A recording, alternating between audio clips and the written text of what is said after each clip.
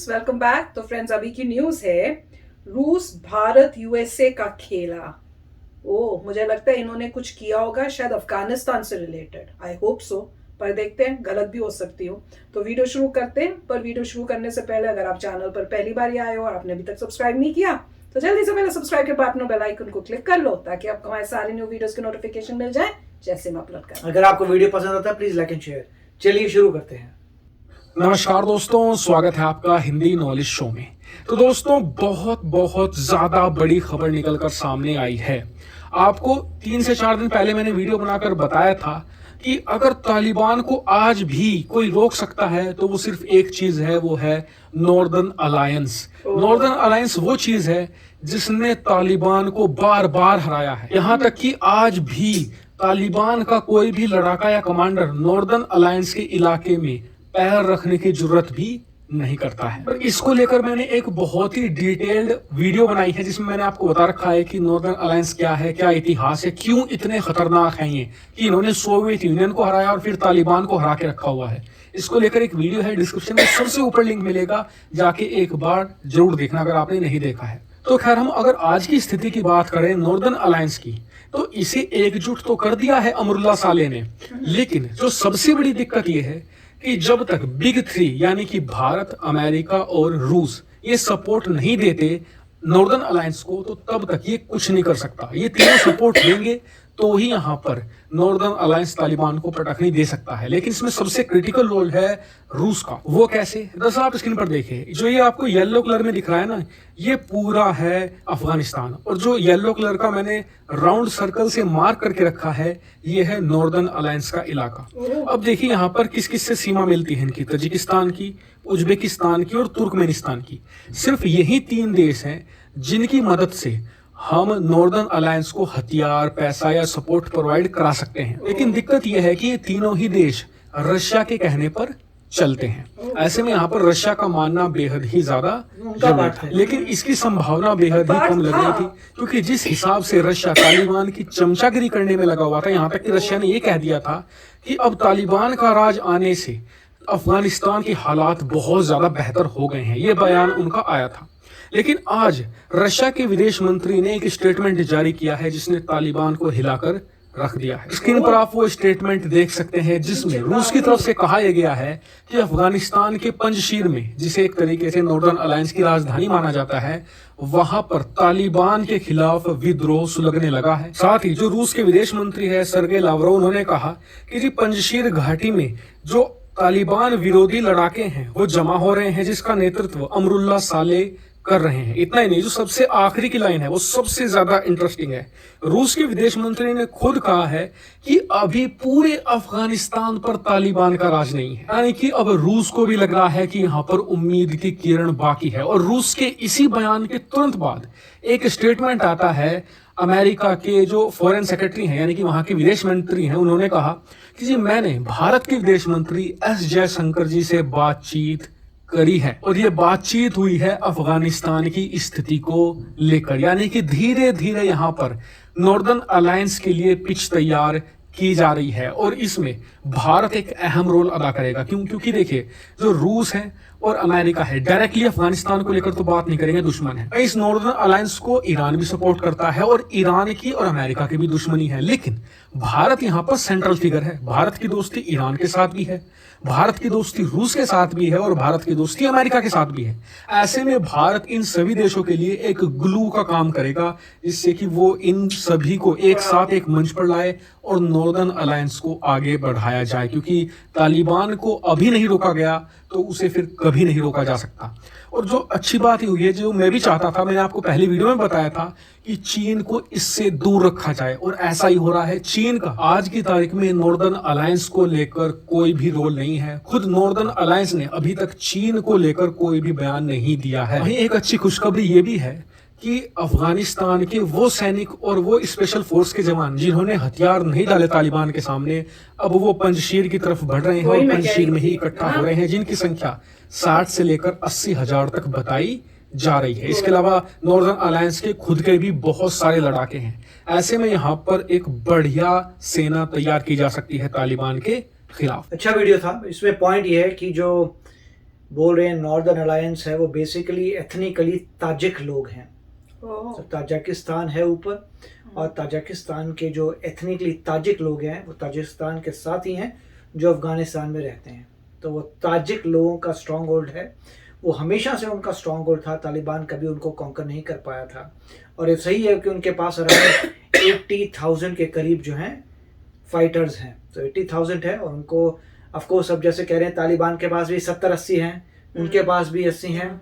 Equally हो गए। तो मगर उनको रीइंफोर्समेंट चाहिए होंगे क्योंकि उनके पास वो आर्म्स एंड एम्यूनिशन नहीं है जो अब तालिबान के हाथ में लग गए हैं। क्वेश्चन सर क्वेश्चन ये है कि कि उनके तो 70-80 है, पर अब कह रहे हैं जो सोल्जर्स भी थे वो भी जब मिलेंगे तो ज्यादा होंगे कि वो सोल्जर्स को मिला के हैं। वो कह रहे हैं ना कि कोई 60-70 सोल्जर्स भी अब वहां से नहीं, आ रहे हैं। सोल्जर्स ऐसा कुछ नहीं है कि अभी ऐसी कोई कंफर्म न्यूज नहीं है कि अफगान की आर्मी उनसे मिल रही है। अच्छा, सिर्फ ये है कि अफगान की आर्मी पॉसिबली सदर्न एरियाज में भी थोड़ा सा स्ट्रॉन्ग होल्ड है, मगर मेन जो है अब नॉर्दर्न अलायंस पे ही बोल रहे हैं कि शायद वो कुछ कर लेगा। सारा होप वही है।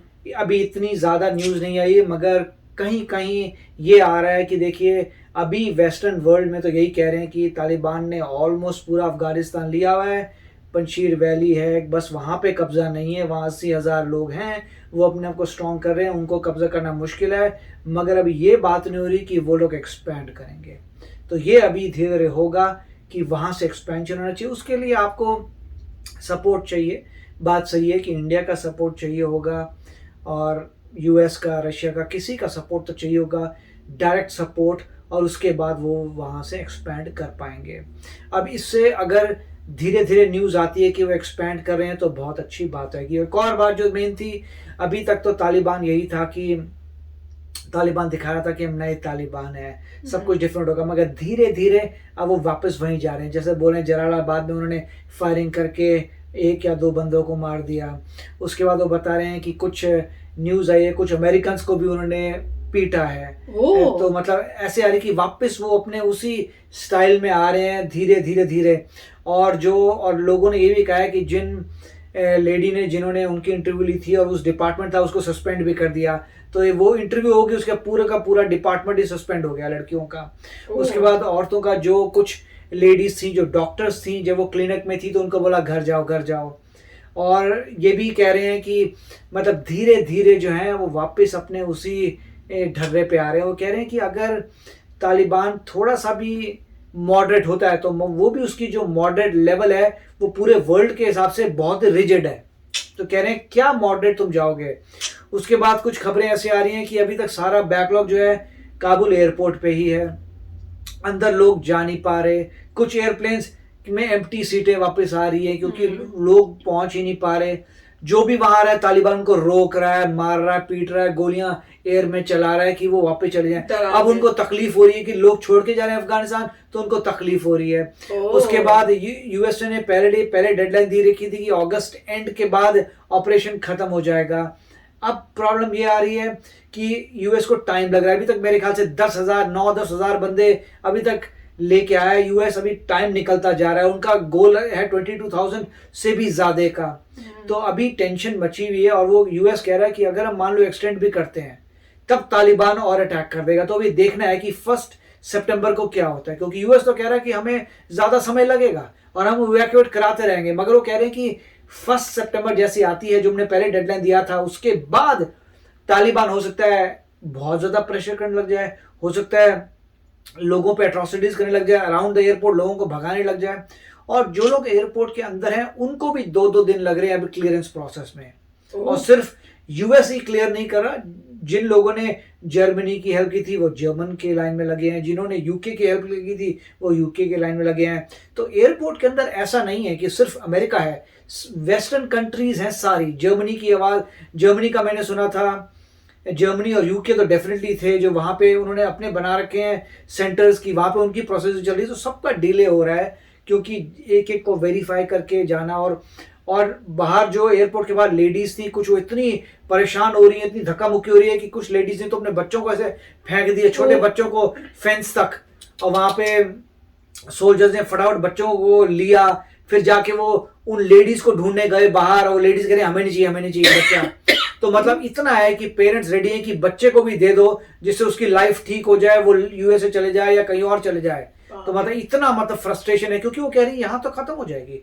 तो वो तो जो मदर्स हैं वो कह रही है कि यहाँ तो लाइफ खत्म है हमारे बच्चे की, अगर तुम यूएसए ले जाते हो और कोई सिस्टम से हमें बता देते हो क्या है, तो वो भी बेटर है कि हमारा बच्चे की लाइफ सेफ हो जाएगी। तो बहुत ही टेंशन चल तो रही है। लेडीज को क्यों नहीं खींच के ऊपर ले आए? नहीं, वहां भीड़ है पूरी, एडल्ट कोई नहीं आ सकता।